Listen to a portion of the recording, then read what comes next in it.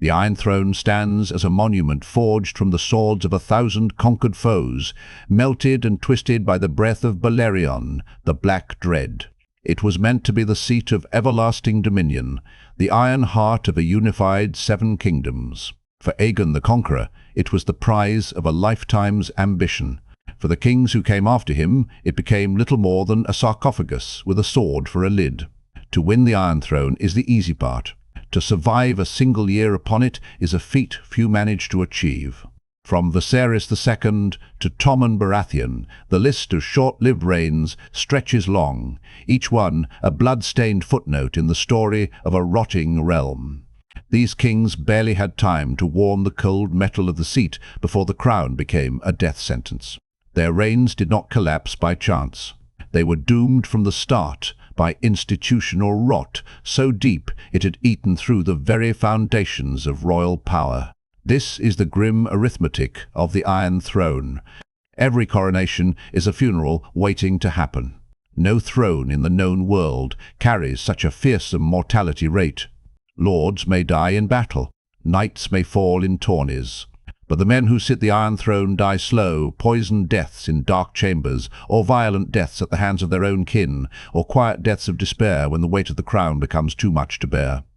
Aegon the Conqueror built his dynasty with fire and blood. He thought he was forging a legacy that would last 10,000 years. He did not know he was building a gallows for his own descendants. The glory of the conquest fades fast in the face of human greed and human weakness. The first Targaryen kings sit the throne for decades. They rule with dragons and with authority, but dragons die out, and authority frays, thread by thread, until there is nothing left but a hollow crown and a chair of sharpened steel. Each reign shorter than the last, each king weaker than the one before. The throne built by conquest becomes a seat of constant usurpation. The crown won by fire becomes a crown of inevitable ash. This is the quiet horror at the heart of Westerosi power. The throne does not reward strength. It devours it. It does not crown the worthy. It kills them first. Wise kings and foolish kings, cruel kings and gentle kings, all meet the same end in time. They sit upon the swords, and the swords cut them, slow and sure. The world watches and waits, and places its bets on how long the latest wearer will last. No one bets on longevity. No one is ever foolish enough to believe that this king will be the one to break the curse. Viserys II Targaryen should have been one of the great kings of Westeros. He spent nearly his entire adult life preparing for the role. He learned statecraft in exile. He mastered administration in the service of his brother. He ruled the realm in all but name for decades, while other kings chased glory or piety or death. He was a man of sharp intellect and steady judgment. He understood law. He understood finance. He understood the delicate balance of power between the crown and the great houses. He was not a warrior. He was a builder, and for a brief moment it seemed he might repair the damage done by the reigns before him. His life before the crown is a study in quiet endurance. As a boy he survived the Dance of the Dragons, the brutal civil war that tore his family apart and left half the Targaryen line dead. He was taken to Lys as a hostage, far from his home and his birthright. He did not break. He learned. He watched. He studied the ways of power from the shadows.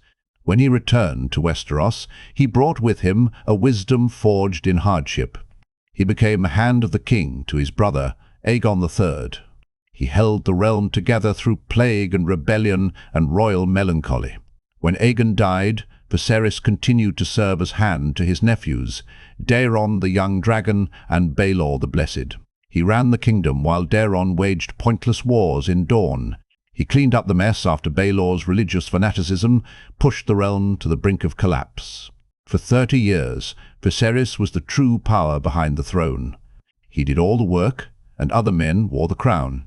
When Baelor the Blessed died without an heir, the crown finally passed to Viserys. He was nearly 50 years old. He had waited a lifetime for his turn. The realm breathed a sigh of relief. Here at last was a king who knew how to rule. Here was a man who understood the business of government. Here was a chance for stability, for peace, for a return to the order of old. It did not last. Viserys II reigned for barely a year. He died suddenly, late at night, after a feast. The official story said it was a sickness of the stomach. The whispers in the corridors of the Red Keep said something else. They said he was poisoned. They said the poison came from his own son, Aegon, a man of endless appetite and zero conscience. If the whispers are true, then Viserys was murdered for the crime of being a good king. He stood in the way of his son's greed. He stood in the way of every corrupt lord and every scheming courtier who profited from weak leadership. A wise king is a threat to men who feed on rot. They cannot bribe him. They cannot manipulate him. They cannot bend him to their will. So they kill him. They slick poison into his wine. They turn his own blood against him. They snuff out the last best hope of the realm before it has a chance to take root. The tragedy of Viserys II is not just that he died too soon. It is that his life's work died with him. All the decades of careful administration, all the small repairs to the machinery of state, all the quiet compromises that held the great houses in check, all of it was undone in a single year by Aegon IV, the king who would become known as Aegon the Unworthy. Viserys spent his life building up the realm. His son spent his reign tearing it down. The poison in the goblet did more than kill one man. It poisoned the legacy of an entire generation. It set the Targaryen dynasty on a path of slow, inevitable ruin from which it would never fully recover. The death of Viserys marks a turning point. It is the moment when wisdom ceases to matter in the Game of Thrones. It is the moment when competence becomes a liability and cruelty and greed become the only tools worth having. After him, the throne passes from weak hands to weaker hands, from children to tyrants to pawns. The short reign of the wise old king is not an anomaly. It is the last gasp of a dying system. After that, there is only rot and blood and the endless hungry grind of the crown. Nearly 2 centuries after Viserys II, another short reign plays out upon the same cruel throne. Tommen Baratheon is a boy of 8 when he puts on the crown. He is soft-spoken. He is gentle. He is kind to cats and to servants and to everyone he meets. He is the sort of boy who would have made a good lord of a quiet holdfast, far from the intrigues of court. In King's Landing, his kindness is not a virtue. It is a fatal flaw. In a den of lions and sparrows, a gentle lamb does not survive long. Tommen never asked to be king. The crown falls to him only after his brother Joffrey chokes to death on poisoned wine at his own wedding feast. He is a replacement, a spare, a boy pulled from the shadows to fill a space he was never meant to occupy. He does not understand power. He does not understand betrayal. He does not understand that the people who smile at him in the halls of the Red Keep would drive a knife through his heart if it served their purpose. He sees the good in everyone. That is his greatest sin, in a city built on sin. His mother, Cersei Lannister, sees him as a tool. She wraps him in velvet and crowns him with gold and pulls every string from behind the throne. She makes all the decisions. She wages all the wars. She stirs up all the trouble and lets her son take the blame. Tommen thinks he is king. He thinks his word is law. He does not know he is a puppet. He does not know that every word he speaks, every decree he signs, has been written for him by someone else. The crown sits on his head, but the power never does.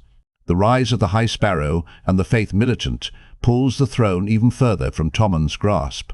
The Faith does not see a king when they look at him. They see a child. They see a convenient figurehead to be manipulated and then discarded when he is no longer useful. They arrest his mother. They humiliate them both in the streets of the city. Tommen can do nothing. He commands the gold cloaks, but they will not march against the Faith. He has the authority of the crown, but no one fears it any more. The institutional authority of the Iron Throne dissolves around him, slow as frost melting in spring. No one respects the crown any more, because everyone can see the boy wearing it is just a boy. This is the breakdown of all legitimate power. When the crown has no head to fill it, when the king is too weak or too young to rule, the entire feudal order begins to unravel. Lords stop answering to the throne. They rule their own lands as they please. The church builds its own army and enforces its own laws. The city streets fall to mobs and fanatics. The Iron Throne still stands in the throne room, cold and silent, but it no longer means anything. It is just a chair, a very expensive, very sharp, very empty chair. Tommen's end is as sad and as quiet as his life. He stands in the Red Keep and watches the Sept of Baelor explode in a storm of green wildfire. He watches his wife burn. He watches his whole world burn. He does not scream. He does not rage. He just turns and walks to the window and steps out into the empty air. The crown falls from his head as he falls. It clatters on the stone floor, forgotten. A boy king, dead before he ever had a chance to live. A reign that lasted barely 3 years, ending not with a battle cry, but with a single, silent step into nothing. His reign is not a story of personal failure. It is a story of structural failure. Tommen was not a bad king because he was weak. He was a bad king because the system put him there. It put a child on the most dangerous seat in the world and expected him to survive. It surrounded him with vipers and lions and fanatics and expected him to rule. No child could have survived that. No gentle soul could have come out of that den of wolves intact. The crown did not just kill Tommen Baratheon.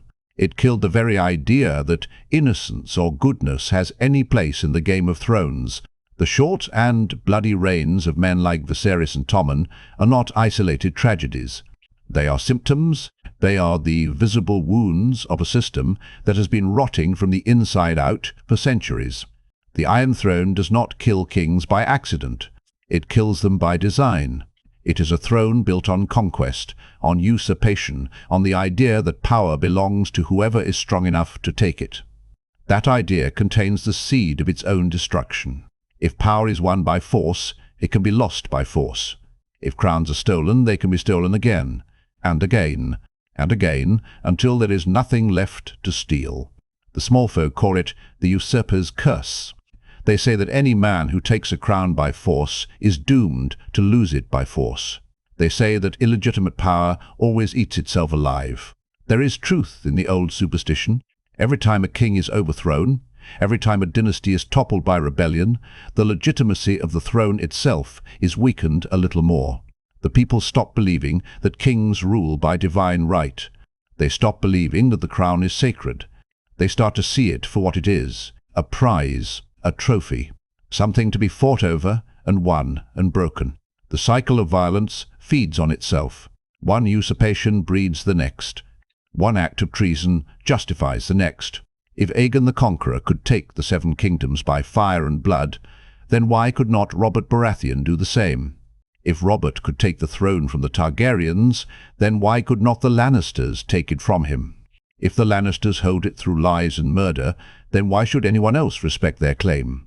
Every violent transfer of power erodes the unspoken rules that hold the realm together. It teaches every lord and every would-be king that the only law is the law of force. It teaches them that seizing power is always an option. The lack of a stable system of succession makes everything worse. The 7 Kingdoms has no clear, unbreakable law of inheritance. It has customs and traditions and old precedents, but customs can be ignored. Traditions can be broken. Precedents can be overturned by force. Every time a king dies, the realm holds its breath. Every lord and every schemer starts making plans. Every faction lines up behind its own candidate. The realm does not transition smoothly from one reign to the next. It lurches from crisis to crisis, from civil war to civil war, each one more brutal than the last. The great houses are complicit in this decay. They do not care about the stability of the realm. They care about the power and wealth of their own families. They will support a weak king because a weak king is easy to manipulate. They will sabotage a strong king because a strong king threatens their privileges. They will start wars and betray alliances and break oaths, all in the name of family honor and family gain. They gnaw at the foundations of royal power year after year, generation after generation. They do not care if the whole structure collapses as long as they get their share of the rubble. This is the poisoned legacy of the Iron Throne. It poisons everyone who touches it. It poisons the kings who wear the crown. It poisons the lords who fight for it. It poisons the small folk who suffer because of it. It turns fathers against sons, and mothers against children, and brothers against brothers. It turns loyalty into betrayal, and hope into despair, and glory into ash. Short reigns are not the cause of the rot. They are the result. They are the natural outcome of a system built on blood and fear, with no foundation but force, and no future but more blood. Seizing the Iron Throne is always the easy part. Winning a battle, storming a castle, putting a crown on your head, these are simple things. The hard part comes after. The hard part is sitting on that throne day after day, surrounded by enemies on every side. The hard part is keeping the peace and feeding the people and holding the great houses back from each other's throats. The hard part is surviving the poison and the knives and the endless scheming. Most kings do not survive it. Most kings do not even come close. This is the final, brutal truth of power in Westeros. The throne does not test strength. It tests endurance. It does not reward courage. It rewards paranoia and cruelty and a willingness to burn everything down before you let anyone take what is yours. The men who last longest on the Iron Throne are not the best men. They are the most ruthless. They are the ones who will kill their own kin and break every oath and drown the realm in blood just to hold on to power for a few more years. And even they, in the end, lose. Even they die one way or another. The throne always wins. The throne always outlasts them all. There is a sober weight to this old story, even for the world outside Westeros. Fragile power structures built on force and illegitimacy always collapse in the end. Leaders who seize power through force always find that holding it is far harder than winning it. Systems that lack legitimacy always rot from the inside out. They may stand for years, for decades, for centuries, looking strong and unbreakable from the outside. But the rot is always there, eating away at the core, until one day the whole thing falls apart with shocking speed. The Iron Throne is not just a fantasy relic. It is a warning. It is a mirror held up to every empire, every dynasty, every regime that believes its power is eternal. Look back across the history of the Seven Kingdoms and ask yourself a question. Could any character have truly survived the crown? Could any man or woman have sat the Iron Throne for long and come out of it intact? The answer is no. Not because no one was good enough. Not because no one was strong enough, but because the throne itself is designed to destroy whoever sits on it. It is a weapon, not a seat. It is a curse, not a prize. It eats the wise. It eats the foolish. It eats the cruel and the kind alike. It does not care who you are. It only cares that you sit there and that you feed it with your life. The short reigns of Viserys II and Tommen Baratheon are two threads in a much larger tapestry of ruin. They are proof that the crown does not distinguish between the worthy and the unworthy. It kills them all in time. It turns brilliant administrators into poisoned corpses. It turns gentle boys into broken bodies on the stones below the Red Keep. It turns hope into ash, and legacy into dust, and every dream of a better realm into nothing but blood and smoke. In the end, the Iron Throne is not a symbol of power. It is a symbol of futility. All the fighting, all the betrayal, all the bloodshed, all for a chair that kills everyone who sits in it. All for a crown that turns every victory into a prelude to collapse. The men who won it thought they had won everything. They had won nothing but a death sentence. They had won a front row seat to the slow, inevitable collapse of everything they thought they had built. That is the legacy of the Iron Throne. That is the quiet, terrible truth at the heart of all power. To seize it is easy. To survive it is impossible.